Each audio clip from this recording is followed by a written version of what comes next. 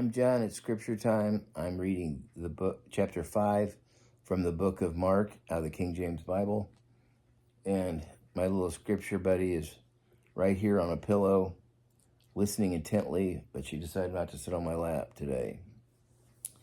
Chapter 5. And they came over unto the other side of the sea, into the country of the Gadarenes. And when he was come out of the ship, immediately there met him out of the tombs a man with an unclean spirit, who has his dwelling place among the tombs, and no man could bind him, no, not with chains, because that he had been often bound with fetters and chains, and the chains had been plucked asunder by him, and the fetters broken in pieces. Neither could any man tame him. And always, night and day, he was in the mountains and in the tombs, crying and cutting himself with stones. But when he saw Jesus afar off, he ran and worshipped him, and cried with a loud voice, and said, What have I to do with thee, Jesus, thou Son of the Most High God? I adjure thee by God that thou torment me not.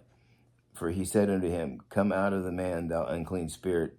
And he asked him, What is thy name? And he answered, saying, My name is Legion, for we are many. And he besought him much that he would not send them away out of the country. And there was there nigh unto the mountains a great herd of swine feeding, and all the devils besought him, saying, Send us into the swine, that we may enter into them. And forthwith Jesus gave them leave, and the unclean spirits went out and entered into the swine, and the herd ran violently down the steep place into the sea. They were about 2,000, and were choked in the sea. And they that fed the swine fled and told it in the city and in the country, and they went out to see what it was that was done.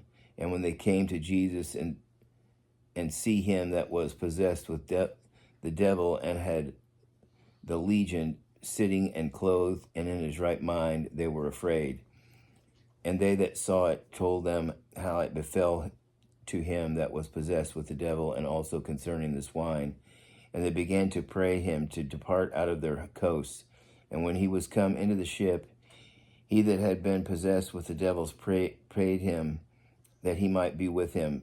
Howbeit Jesus suffered him not, but said unto him, Go home to thy friends, and tell them how great things the Lord hath done for thee, and hath had compassion on thee. And he departed and began to publish in Decapolis how great things Jesus had done for him, and all men did marvel. And when Jesus was passed over again by ship unto the other side, much people gathered unto him, and he was nigh into the sea. And behold, there cometh one of the rulers of the synagogue, Jairus by name. And when he saw him, fell at his feet, and besought him greatly, saying, My little daughter lieth at the point of death. I pray thee, come and lay thy hands on her, that she may be healed, and that she may live. And Jesus went with him, and much people followed him and thronged him. And a certain woman which had an issue of blood 12 years, and had suffered many things of many physicians, and had spent all that she had, and was nothing bettered, but rather grew worse.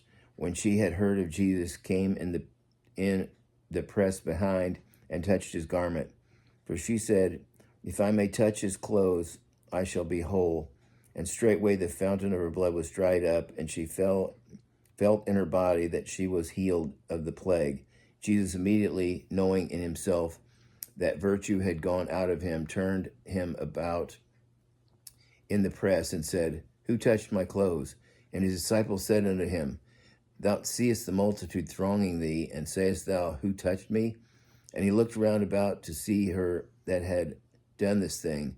But the woman, fearing and trembling, knowing what was done in her, came and fell down before him, and told him all the truth. And he said unto her, Daughter, thy faith hath made thee whole. Go in peace, and be whole of thy plague. While he yet spoke, there came from the ruler of the synagogue's house certain which said, Thy daughter is dead, why troublest thy master any further? As soon as Jesus heard the word that was spoken, he said unto the ruler of the synagogue, Be not afraid, only believe. And he suffered no man to follow him, save Peter and James and John, the brother of James.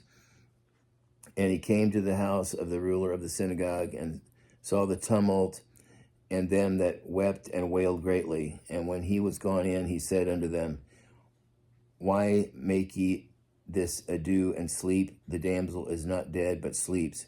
And they laughed him to scorn. When he had put them all out, he took the father and the mother of the damsel and them that were with him, and entered into where the damsel was lying. He took the damsel by the hand and said unto her, Talitha cumi, which is, being interpreted, Damsel, I say unto thee, arise. And straightway the damsel arose and walked, for she was of the age of 12 years, and they were astonished with great astonishment. And he charged them straitly that no man should know it, and commanded that something should be given to her to eat. That's the end of chapter 5. Until next time, God bless.